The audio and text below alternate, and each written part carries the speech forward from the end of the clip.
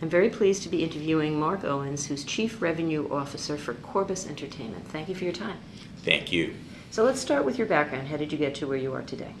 Well, I've really had two paths in my career. The first being at Pepsi on the brand side, where we spent a lot of time in the heyday of Lionel Richie, Madonna, even the Michael Jackson tour way back when, and using pop culture icons to help move a brand needle. And that interest in sort of music and iconic side of things led me into coming out to LA in 1990, getting into the brand integration space on Pepsi's business, and following, honestly, a 25-year path at this point, doing integrations for some of the biggest companies in the world, Pepsi, BMW, Heineken, Microsoft, in feature films, television, and now in the big digital media space. You've recently been promoted to Chief Revenue Officer. Congratulations. Thank you. Can you tell me what your job encompasses and a little bit about Corbis?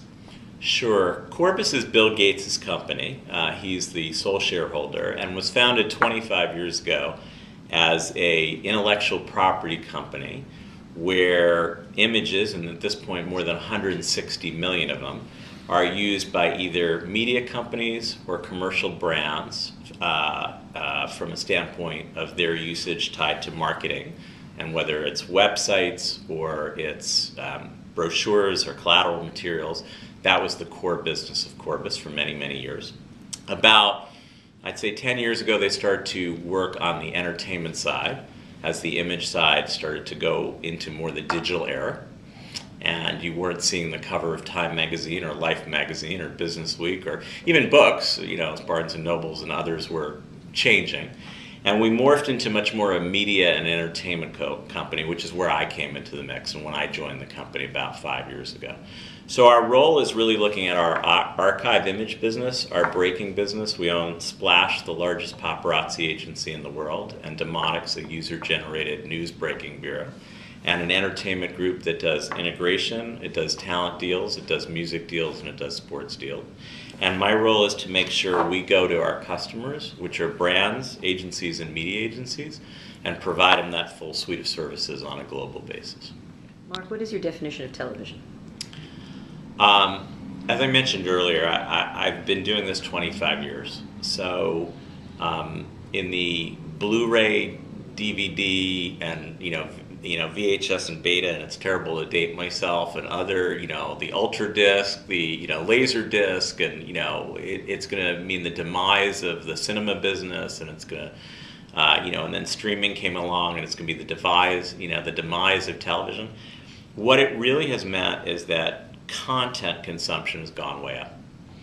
It's gone up from 5 hours a day to 8 hours a day. And I don't know that our human brains are ready to tackle, from an evolutionary standpoint, 8 hours of content a day, but the average American consumes 8 hours of content.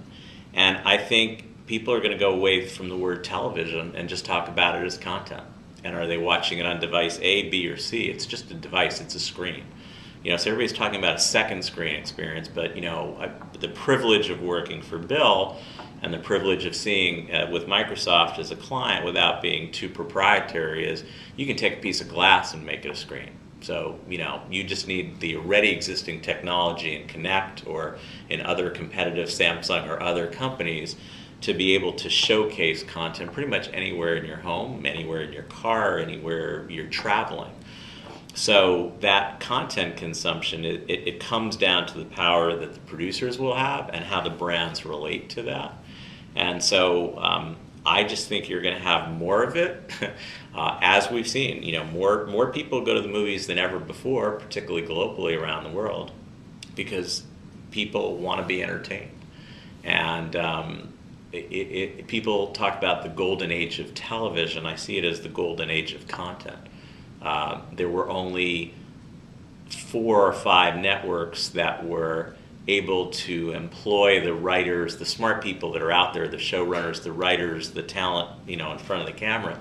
Now there are 200 networks, and there are 1,000 websites, and whatever's newest coming, which I don't know yet, that'll be more people who could be employed in the content creation business.